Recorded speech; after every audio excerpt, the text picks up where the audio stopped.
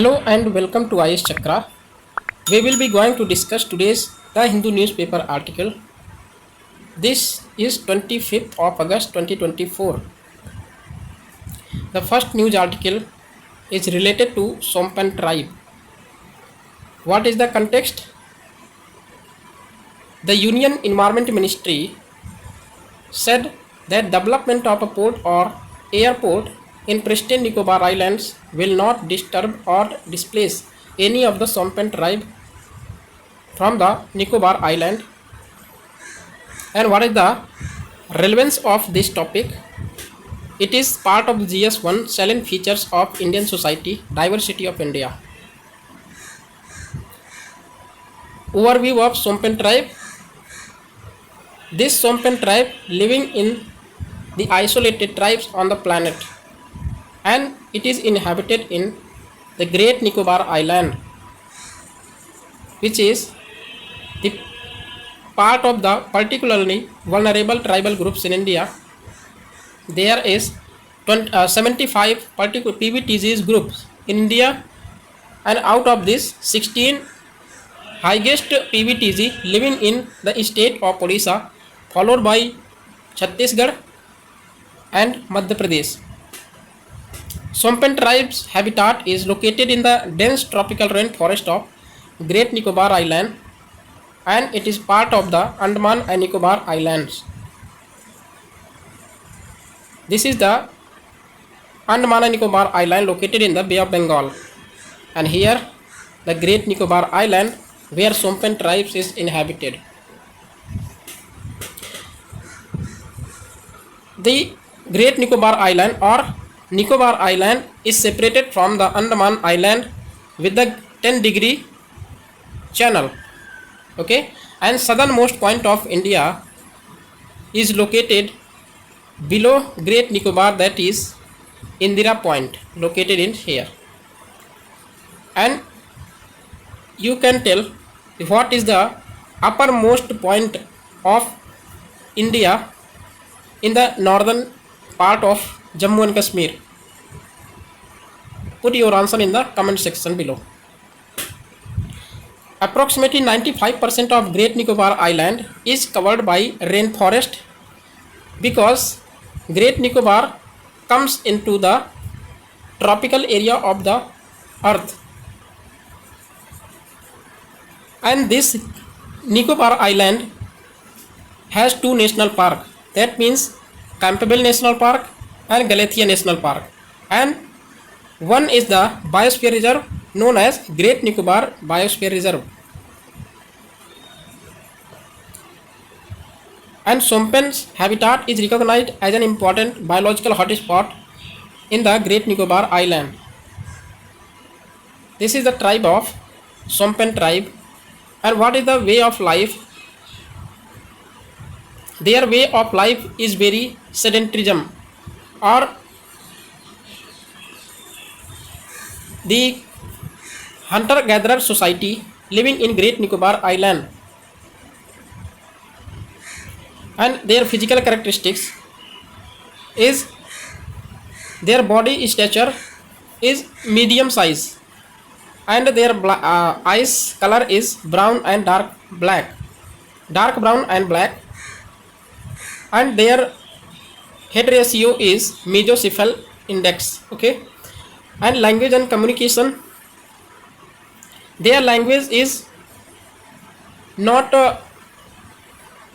deciphering that they are speaking with a different language, and most of the language has more dialects, and each and every groups speak different language because they are hunter gatherer society and live in different groups, so they don't understand each other's group's language, and they speak and understand only and only their social group people. And social structure, they are living in the nuclear society, nuclear family, that means parents and their minor children, and they live in a small group, that means and their population is estimated to be around 249, and there are groups living in Great Nicobar Island, which is very solitary on this planet Earth.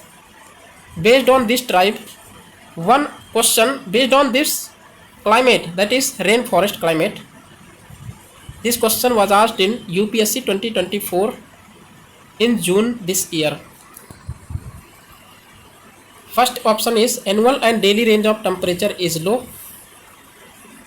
Precipitation occurs throughout the year. Precipitation varies between 50 centimeter to 250 centimeter. We have the option equatorial climate, China type climate, humid subtropical climate, and marine west coast climate. Right answer is marine west coast climate, because annual and daily range of temperature is very low, because in western continental margin or eastern ocean margin located these marine west coast climate, and precipitation occurs throughout the year here, and precipitation varies between 50 centimeter to 200 centimeter. Next news article related to India to be free of Naxalism by 2026. This is to be said by the Union Home Minister. What is the left-wing extremism? This is the long story short that its origination was studied through the Marxism and Leninism ideologies, and after that the Mao Zedong spread this ideology as Maoism towards Indian tribal system, and this Maoism penetrates from China in the northeastern region. Okay, first came in Tibet and then came in northeastern East India. This left-wing extremism is a single internal security threat that affects the largest number of states in India. You can see here, this is the red corridor. Red corridor simple means number of states, that is Orissa, Jharkhand, Chhattisgarh, parts of Madhya Pradesh, parts of Telangana, parts of Andhra Pradesh, as well as Karnataka and some parts of Maharashtra are witnessing the prevalence of Naxalism in India or extremism in India.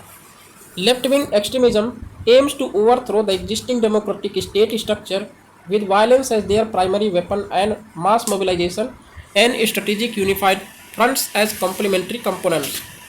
They plan to usher in so-called new democratic revolution in India because they are weakening recently, and they are mostly killed by the armed forces, not armed forces but CRPF forces or paramilitary forces. Left-wing extremists are popularly known as Maoists worldwide and as Naxalites in India.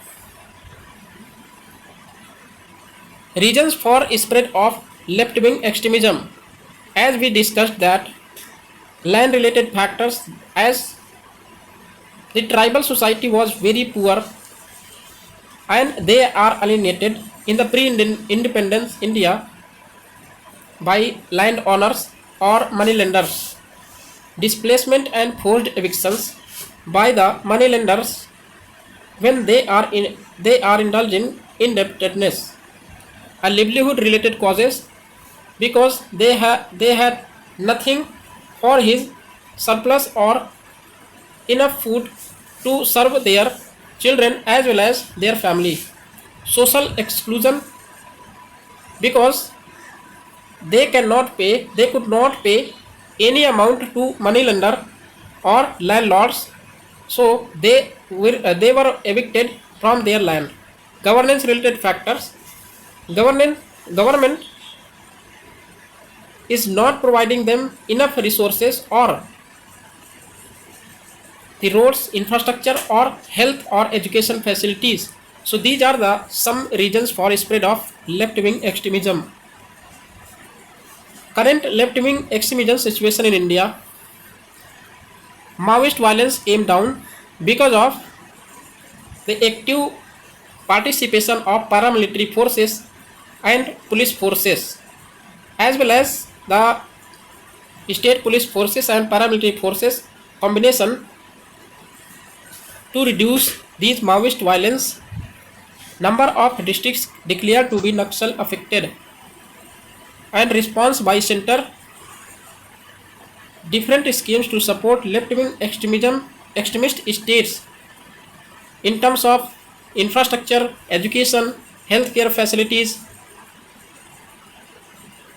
and security related expenditure, special infrastructure schemes, special central assistance. So these are the different schemes to support left-wing extremism states. Massive presence of CRPF or paramilitary forces in the central part of the Maoist areas, and they are being evicted from their central areas. Erection of mobile towers, because connectivity is very much important to reduce the left-wing extremism in the central part of India. And Maoist sympathizers on the radar of center, and center will provide its enough resources to reduce the Maoist or left-wing extremism in India from India, because the local people are very much important to provide information regarding Maoist ideologies. India to be free of Naxalism by 2026. This is to be said by the Union Home Minister Mr. Amit Shah. He emphasized the need for a strong and ruthless strategy for final assault against this group. Decline in Maoist violence. The minister highlighted the significant decline in Maoist violence over the past decade, with incidents dropping by 53% and related death by 70%. So these are the some key facts regarding the decline in Maoist violence in India. The number of left-wing extremism affected districts has decreased from 96 earlier in 96, then remains 45 only, and the number of left-wing extremism hit police stations has reduced from 495 to 176. So these are the positive indication to the state as well as the welfare of local people in the Naxal affected areas. Factors behind this decline. Minister noted that the government's efforts to address the security vacuum in left-wing extremism affected areas through coordinated operations and development work. He credited the joint efforts of state and central armed police forces, the National Investigation Agency, and the Enforcement Directorate for their role in combating Maoist extremism. So these are the some military forces or the spying forces that are targeting the Maoist ideologies and their central location. The Home Ministry's Left-Wing Extremism Division, established in 2006, plays a crucial role in this effort, monitoring the situation and implementing countermeasures. Okay, so this is the Maoist decline in recent years or recent days or recent months. Okay, next article is, why is sanction for prosecution needed? What is the context? Because civil servants are penalized or sanctioned for prosecution without any valid grounds. What is the relevance? It is a part of the GS paper 2, functions and responsibilities of the union and the states, issues and challenges pertaining to the federal structure, devolution of powers and finances up to local levels and challenges therein. The sanction for prosecuting a public servant is a crucial legal requirement designed to protect officials from frivolous or malicious lawsuits. Any state or central government employees, or particularly civil servants, are needed to protect from prosecution or without any valid grounds they cannot penalized, they cannot prosecuted. This ensures that decisions made during their official duties are not constantly challenged in court without valid grounds. This means that any civil servants or any official who are prosecuted without any valid grounds, they cannot moving in the they cannot challenge in the court of law without any valid grounds.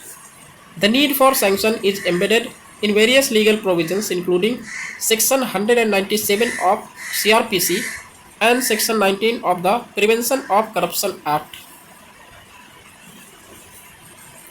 What are the legal frameworks related to this prosecution, sanction for prosecution, CRPC and PCA, Prevention of Corruption Act? Both these laws require that before a public servant can be prosecuted, a competent authority must grant permission. So if you if you granted against the prosecution of public servant, a competent authority must grant permission. Without it, they cannot prosecute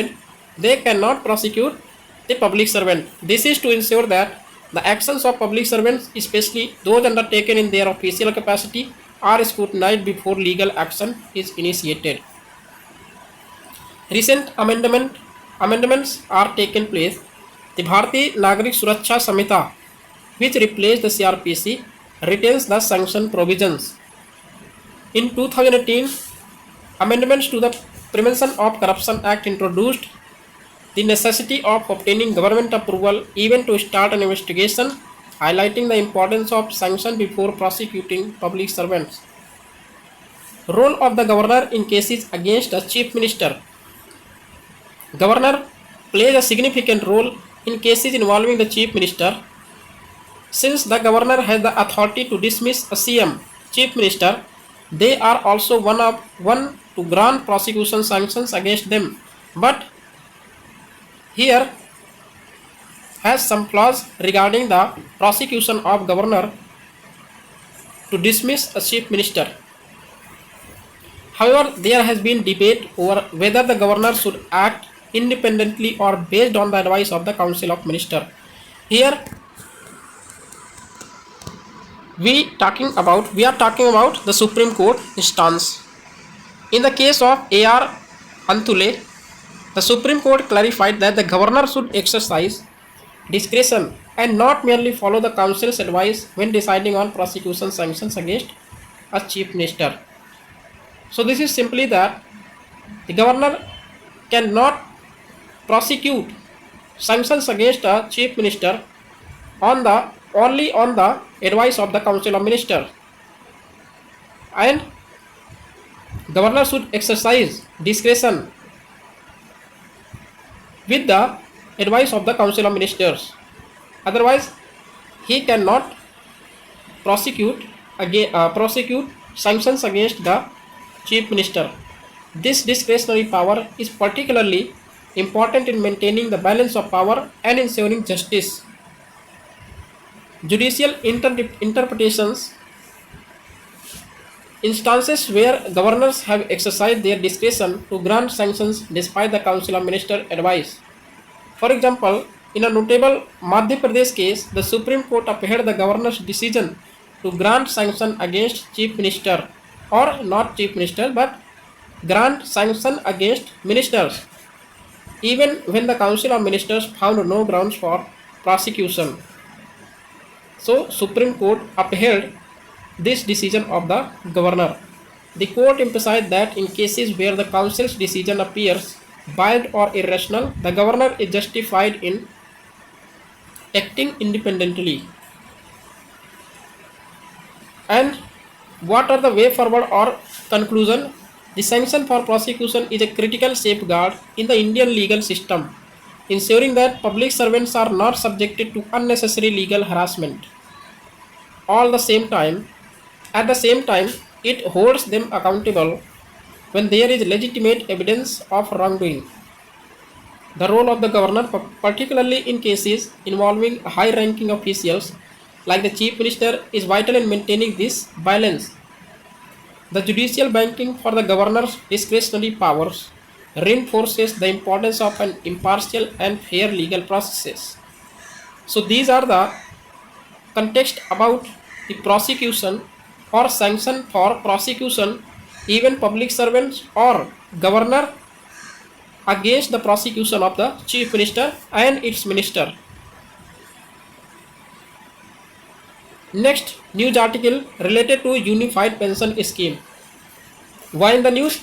Because Union Cabinet has approved a new unified pension scheme for central government employees, which guarantees a pension amounting to 50% of the average salary earned during the last 12 months of service. This scheme closely resembles the old pension scheme, ensuring a lifelong monthly pension for government employees equivalent to half of their last salary drawn. Okay, so attention this last salary drawn, and unified pension scheme is 50% of average salary earned during the last 12 months of service. Okay, furthermore, for current employees covered under the national pension scheme, national pension system, participation in this scheme will be optional. Each and every employee can draw their decision either with the old pension, not old pension but new pension scheme, or unified payment scheme. Difference between new pension and old pension scheme. The overview of old pension scheme. Old pension scheme provides pensions to government employees based on their last drawn salary. For example, if a government employee's basic monthly salary at retirement is 10,000 rupees, then they would receive rupees 5,000 or 50% as their pension. Pension amounts under old pension scheme also increase with government announced dearness allowances or DA hikes. This scheme was discontinued by the central government in 2003 due to financial sustainability concerns related to old pension scheme. The primary issue with old pension scheme was that pension liabilities were, meaning there was no dedicated financial corpus for pension payments. The government's budget allocated funds for pensions annually, but there was no strategic plan for future payouts.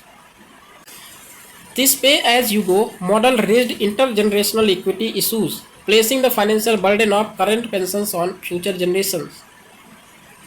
RBI has flagged the return to old pension scheme by various states as a significant fiscal concern, and various states like Himachal Pradesh, Jharkhand, Punjab, Chhattisgarh, and Rajasthan have recently announced their intention to revert to old pension scheme. New pension scheme that was introduced in April 2014 as a replacement for old pension scheme. New pension scheme is accessible to employees from public, private, as well as unorganized sectors, excluding armed forces personnel. All other employees are including but excluding armed forces personnel. New pension scheme encourages regular contributions to a pension account during employment, allowing retirees to withdraw a portion of their corpus and receive monthly pension payments thereafter. The Pension Fund Regulatory and Development Authority oversees new pension scheme. Unlike OPS, NPS does not guarantee fixed returns as it is subject to market fluctuations or market determined. When market has an inflation, then it will decrease the pension of according to new pension scheme. But if market fluctuation is go up or go down, not go up but go down, then it will stable for the Indian economy, then it will provide more benefits to the employees. Features of the unified pension scheme. The unified pension scheme will be effective from April 1st, 2025 in the next financial year and will be available to employees with a minimum of 25 years of service. So you will be drawn into minimum of 25 years of service. Key benefits include a minimum pension of rupees 10,000 for those with at least 10 years of service and adjustments linked to inflation. So if inflation is in market is high, then you will get more pension fund. A family pension amounting to 60% of the employee's pension after their death. So if employee has death, employee is dead, then family would be getting a pension after their death would be 60%.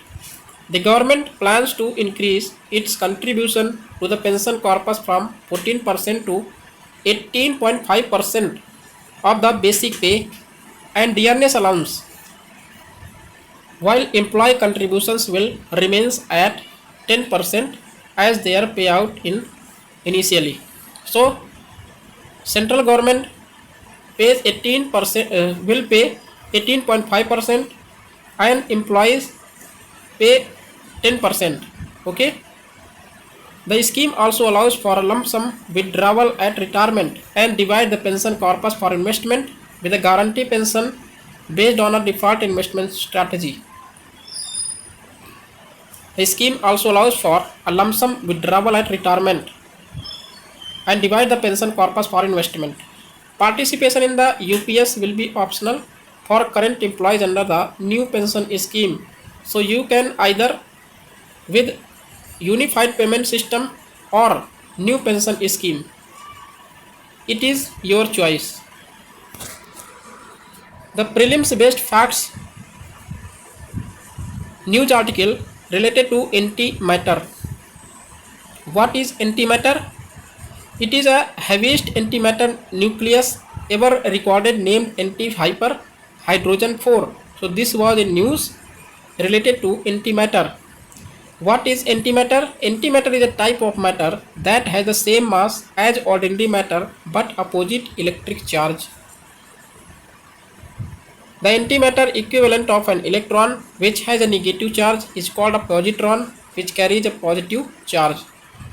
You can simply understand that this is a electron and this is a positron. Okay, electron has always negative charge and positron has always or proton always have positive charge. So anti means antimatter. You can say that antimatter. Anti means opposite. So if electron has positive, then positron has electron has negative, then positron has positive, and any other particle has negative charge, then other particle will definitely has negative charge. Will definitely have negative charge because they have the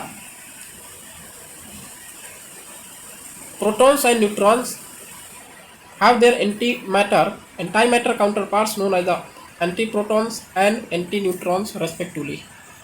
So you should remember about the antimatter. Next news article is related to sonobios. Why in the news? Because USA has recently sanctioned a government to government agreement worth rupees 52.8 million for the sale of anti-submarine warfare sonobios, which will be integrated into the Indian Navy's Romeo helicopters. Sonobios are small expendable devices utilized in underwater acoustics and sonar systems. So this is the very important for prelims perspective, that UPSC can ask the question about sonobios, what is sonobios, and provide 4 options and you could choose the right answer if you know the sonobios all about. They are designed to detect and analyze sound in ocean environments, particularly for tracking submarines and other submerged objects. Sonobios are a fundamental technology for anti-submarine warfare, crucial for tracking potentially hostile submarines both in the open ocean and coastal regions. The information gathered by these systems aids in enabling precise attacks using air-launched torpedoes. And historically, sonobios were first deployed during World War II to locate German U-boats.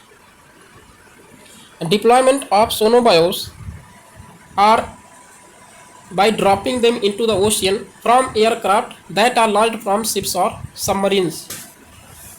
So docked into first will dock these sonobios into submarine or ships. Then it will provide the aircraft, and aircraft will drop these sonobios into the ocean. Once deployed, they sink to predetermined depth and begin listening for acoustic signals, which helps to identify potential submarine threats. Multiple sonobios can be deployed in a strategic pattern to accurately determine the location of the target. Next news article related to H1N1. Why in the news? India recently reported over 9,000 H1N1 cases and 178 deaths due to influenza A virus. It is also known as swine flu by the end of July 2024. What is the nature of virus? H1N1 is a subtype of the influenza virus, influenza A virus, which is commonly referred to as the swine flu virus. It was first confirmed case of H1N1 in India was reported in May 2009.